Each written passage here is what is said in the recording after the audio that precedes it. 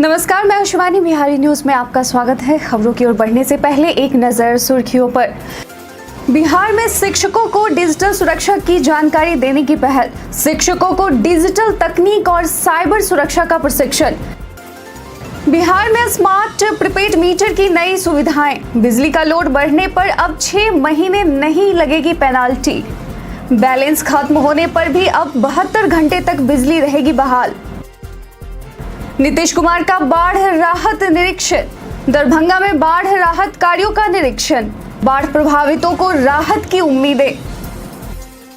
त्योहारों पर यात्रा करना होगा सुखद। बिहार के लिए विशेष ट्रेनों का मिलेगा सौगात। वंदे भारत और अमृत भारत पूजा स्पेशल ट्रेनें होंगी शुरू। ऋषभ पंत आज मना रहे हैं अपना 27वां जन्मदिन। इस खास मौके पर चार्लोट फ्रीमैन की मोटिवेशनल लाइनों को किया साझा। पंत की यात्रा हर युवा खिलाड़ी के लिए एक प्रेरणा। अब चलिए बढ़ते हैं शाम तक की बड़ी खबरों की ओर विस्तार से। बिहार के सभी सरकारी और सहायता प्राप्त स्कूलों के 70,000 से अधिक स्कूलों के शिक्षकों, प्रधानों और शिक्षक प्रशिक्षकों को सोशल मीडिया और डिजिटल तकनीक के सुरक्षित उपयोग के बारे में प्रशिक्षित किया जाएगा।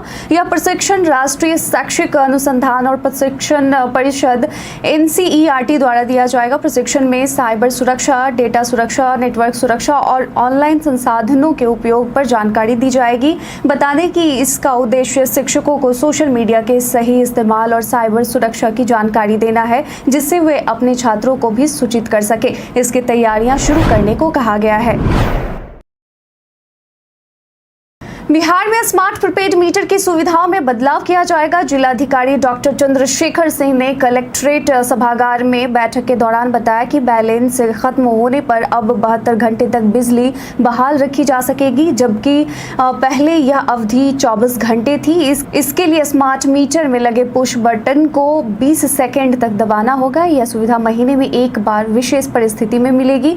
डीएम ने यह भी बताया कि उपभोक्ताओं को अब बिजली कटने की सूचना 1 सप्ताह पहले मिलेगी। लोड बढ़ने पर पहले लगने वाली पेनाल्टी अब 6 महीने तक नहीं लगेगी। इसके अतिरिक्त सभी सरकारी कार्यालयों में 30 नवंबर तक स्मार्ट मीटर लगाने का निर्देश दिया गया है।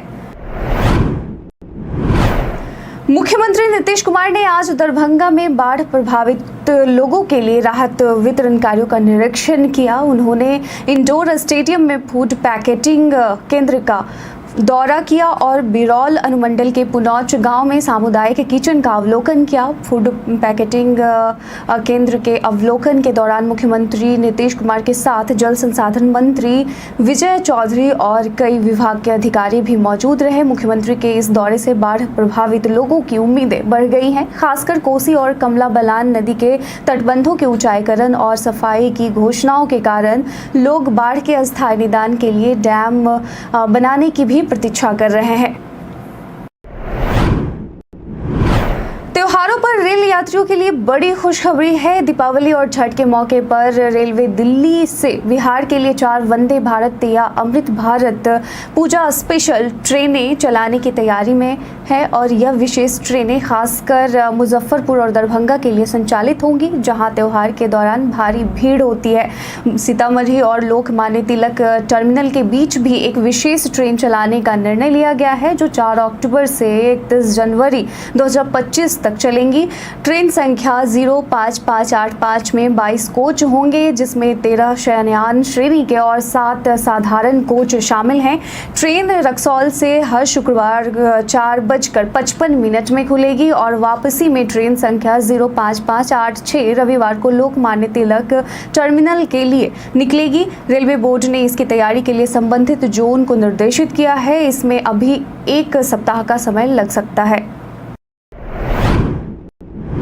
बीपीएससी 17वीं परीक्षा भर्ती के आवेदन के बीच आयोग ने OTR यानी वन टाइम रजिस्ट्रेशन को लेकर महत्वपूर्ण नोटिस जारी किया है। आयोग ने कहा है कि 69वीं और 70वीं परीक्षा के लिए यूजर नेम और पासवर्ड का ही उपयोग करें। जिन्होंने OTR नहीं किया वे ऑनलाइन पोर्टल से रजिस्ट्रेशन कर सकते हैं। यदि यूजर नेम या पासवर्ड भूल गए हैं तो forget user name and password link के जरिए रिकवर कर सकते हैं। आयोग ने आवेदन में फोटो की स्पष्टता को लेकर भी चेतावनी दी है, यह सुनिश्चित करते हुए कि वेब कैम से खींची गई फोटो में किसी प्रकार की गड़बड़ी ना हो। गलत फोटो अपलोड करने पर एडमिट कार्ड जारी नहीं किया जाएगा। आयोग ने इस प्रक्रिया को लेकर सख्ती बरतने का आश्वासन दिया है। राजधानी पटना के खादी मॉल में गांधी जयंती के अवसर पर सेवा पखवाड़ा मनाया जा रहा है, जिसमें खादी निर्मित वस्त्रों पर 50% की विशेष छूट दी जा रही है। डिप्टी सीएम सम्राट चौधरी ने भी खादी वस्त्रों की खरीदारी की और कहा कि यह अभियान स्वदेशी उत्पादों को बढ़ावा देने के लिए आयोजित किया गया है। इस बीच गृह मंत्री अमित शाह की नक्सल प्रभावित राज्यों की बैठक 7 अक्टूबर को होनी है। इस पर चौधरी ने दावा किया कि बिहार में नक्सलवाद समाप्त हो चुका है और एसटीएफ ने 18 गिरोहों की पहचान की है। उन्होंने कहा कि सरकार नक्सल मुक्त भारत के लिए सहयोग कर रही है। स्मार्ट मीटर विवाद पर सम्राट चौधरी ने बताया कि यदि किसी को समस्या है तो तुरंत आवेदन करें, इसकी जांच की जाएगी। बिहार के मुजफ्फरपुर में बीते दिनों लखनदेई नदी के किनारे मधुबन बेसी गांव के पास बाढ़ पीड़ितों के लिए राहत सामग्री वितरण के दौरान एक हेलीकॉप्टर की इमरजेंसी लैंडिंग हुई। इस मामले की जांच वायुसेना ने शुरू कर दी है, जिसमें हेलीकॉप्टर के उड़ान से पहले की फिटनेस टीम और वायुसेना के अधिकारियों से पूछताछ की जाएगी। प्रारंभिक जाँच में यह पता चला है कि हेलीकॉप्टर का इंजन फेल हुआ था, जिससे इमरजेंसी लैंडिंग करानी पड़ी। मालूम हो कि लैंडिंग के समय हेलीकॉप्टर में 4 लोग सवार थे, जिन्हें ग्रामीणों ने सुरक्षित निकाला। बता दें कि यह हेलीकॉप्टर उत्तर प्रदेश बरेली यूनिट का है और इसकी जांच के लिए मैकेनिकल विंग बरेली और गोरखपुर से आएगी। राज्य के पूर्व एवं वर्तमान सांसदों और विधायकों के विरुद्ध लंबित आपराधिक मुकदमों से संबंधित याचिका पर पटना हाई कोर्ट में सुनवाई होनी थी। हालांकि अब इससे संबंधित याचिका पर सुनवाई 6 दिसंबर 2024 तक के लिए टाल दी गई है और इस मामले पर चीफ जस्टिस केवी चंद्रन की खंडपीठ द्वारा सुनवाई की जा रही है। इससे पहले की सुनवाई के दौरान अदालत ने इन मामलों की मॉनिटरिंग की थी, जिसके बाद राज्य के जिला जजों को 6 सप्ताह के अंदर प्रगति रिपोर्ट देने की बात कही गई थी। इस मामले पर पिछली सुनवाई में रिपोर्ट आ चुका है, जिसकी सुनवाई अब 6 दिसंबर 2024 को की जाएगी। बिहार में करीब 3,52,600 स्कूली बच्चों का नाम सरकारी और प्राइवेट स्कूलों में एक साथ दर्ज होने का मामला सामने आया है, जो कि गैर कानूनी है। शिक्षा विभाग के अपर मुख्य सचिव एस सिद्धार्थ ने वीडियो कॉन्फ्रेंसिंग के जरिए ई शिक्षा कोष पोर्टल की समीक्षा की, जिसमें दोहरे नामांकन का खुलासा हुआ। दरअसल पोर्टल पर बच्चों के विवरणी आधार नंबर के साथ दर्ज करने का आदेश दिया गया था, लेकिन बिना आधार कार्ड वाले बच्चों के नाम भी अपलोड कर दिए गए, जिसमें यह खुलासा हुआ। अब शिक्षा विभाग ने सभी जिलों के डीईओ को सख्त निर्देश दिए हैं कि वे इस मामले में सुधार करें। सबसे अधिक दोहरे नामांकन मधुबनी में 19,200 बच्चों का पाया गया है, जबकि सीतामढ़ी में 18,490, पटना में 9,202 और शेखपुरा में 206 मामले हैं। इन सभी बच्चों को सरकारी योजनाओं के लाभ से वंचित रखा जाएगा। सीबीआई की विशेष टीम ने एनआईए पटना शाखा के डीएसपी अजय प्रताप सिंह और उनके 2 एजेंटों को 20 लाख रुपए रिश्वत लेते हुए गया में गिरफ्तार किया है। बता दें कि रमैया कंस्ट्रक्शन के मालिक रॉकी यादव ने डीएसपी पर घूस मांगने का आरोप लगाया था। जांच में शिकायत की पुष्टि होने पर सीबीआई ने ये कार्रवाई की। गिरफ्तारी के बाद पटना, वाराणसी और गया में सर्च ऑपरेशन चलाया गया, जिसमें बड़ी संख्या में दस्तावेज बरामद हुए। डीएसपी ने रॉकी की कंपनी पर नक्सलियों को मदद और अवैध हथियार सप्लाई करने के आरोप में फंसाने की धमकी दी थी। डीएसपी ने रॉकी को 2.5 करोड़ रुपए की मांग की थी और पहली किश्त के रूप में 20 लाख रुपए लेने की तैयारी कर रहे थे। डीएसपी अजय ने गिरफ्तारी के बाद ये बात कबूल की है। वंदे भारत एक्सप्रेस ट्रेन पर एक बार फिर से पथराव का मामला सामने आया है। गया गोमो रेल सेक्शन में डाउन 20894 पटना टाटानगर वंदे भारत एक्सप्रेस पर किसी अज्ञात व्यक्ति ने पत्थरबाजी की, जिससे ट्रेन के एक कोच का शीशा क्षतिग्रस्त हो गया है। घटना बीते दिन शाम को सरमाटांड और यदुडीह स्टेशनों के बीच हुई। हालांकि इस घटना में किसी यात्री को चोट नहीं आई। हजारीबाग आरपीएफ पोस्ट में अज्ञात व्यक्ति के खिलाफ खिलाफ मामला दर्ज किया गया है। आरपीएफ ने अपनी सक्रियता बढ़ाते हुए कोडरमा और हजारीबाग रोड की संयुक्त टीम को पत्थरबाज की खोज में लगा दिया है। कोडरमा आरपीएफ इंस्पेक्टर दीपक कुमार ने सुरक्षा उपायों को सख्त करने के निर्देश दिए हैं ताकि भविष्य में ऐसी घटनाओं को रोका जा सके।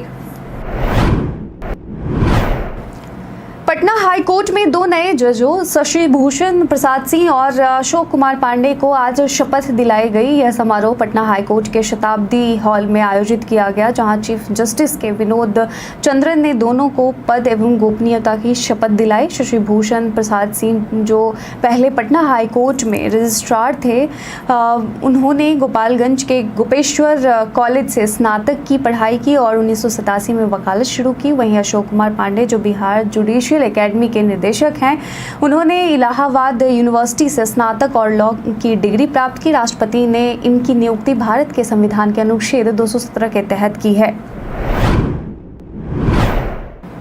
नीति आयोग बिहार की योजनाओं के बेहतर क्रियान्वयन के लिए राज्य सहायता मिशन और राज्य परिवर्तनशील कार्यक्रम की स्थापना कर रहा है। इसके तहत बिहार के अधिकारियों को योजनाओं को लागू करने की विशेष ट्रेनिंग दी जाएगी।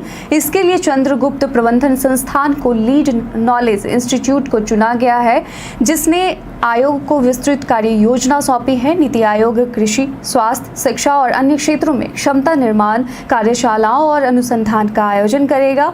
इसके लिए 2 करोड़ रुपए की राशि भी जारी की गई है। बता दें कि आयोग का उद्देश्य पिछड़े जिलों का विकास सुनिश्चित करना है, जिससे केंद्र प्रायोजित योजनाओं का अधिकतम लाभ बिहार को मिल सके। फिलहाल आयोग ने 15 राज्यों में इस योजना को मंजूरी दी है, इनमें बिहार भी शामिल है।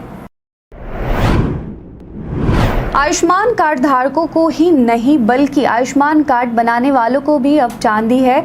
स्वास्थ्य मंत्री मंगल पांडे ने कहा कि राज्य के जिन चयनित लाभार्थियों को अब तक आयुष्मान भारत कार्ड जारी नहीं किया गया है, उन्हें जल्द ही कार्ड आवंटित किया जाएगा। स्वास्थ्य मंत्री ने स्वास्थ्य विभाग के अधिकारियों के साथ एक समीक्षा बैठक के दौरान यह बताया कि जो डाटा एंट्री ऑपरेटर ओपीडी के बाद कार्ड बनाने में सेवा देंगे, उन्हें प्रति कार्ड 5 रुपए अलग से दिए जाएंगे। उन्होंने सभी अधिकारियों को निर्देश देते हुए आयुष्मान कार्ड बनाने की योजना में तेजी लाने के निर्देश भी दिए। टीम इंडिया के विकेटकीपर बल्लेबाज ऋषभ पंत आज अपना 27वां जन्मदिन मना रहे हैं। पंत ने इस खास दिन पर फैंस को मोटिवेशनल सलाह दी है, जिसमें उन्होंने आत्मविश्वास और धैर्य की अहमियत बताई। उन्होंने चार्लोट फ्रीमैन की मोटिवेशनल लाइनों को साझा करते हुए कहा कि खुद की तलाश में खो जाना और खुद पर विश्वास करना जरूरी है। मालूम हो कि पंत ने 2022 में भयानक कार दुर्घटना का सामना किया था और उनकी वापसी दूसरों के लिए प्रेरणा है। ऋषभ ने 12 साल की उम्र में क्रिकेट की दुनिया में कदम रखा और 2015 में फर्स्ट क्लास क्रिकेट में डेब्यू किया। उनकी 308 रन की पारी ने उन्हें चर्चा में ला दिया और उन्होंने अंडर 19 वर्ल्ड कप और आईपीएल में भी सफलतापूर्वक भाग लिया। आज पंत की यात्रा हर युवा खिलाड़ी के लिए एक प्रेरणा है।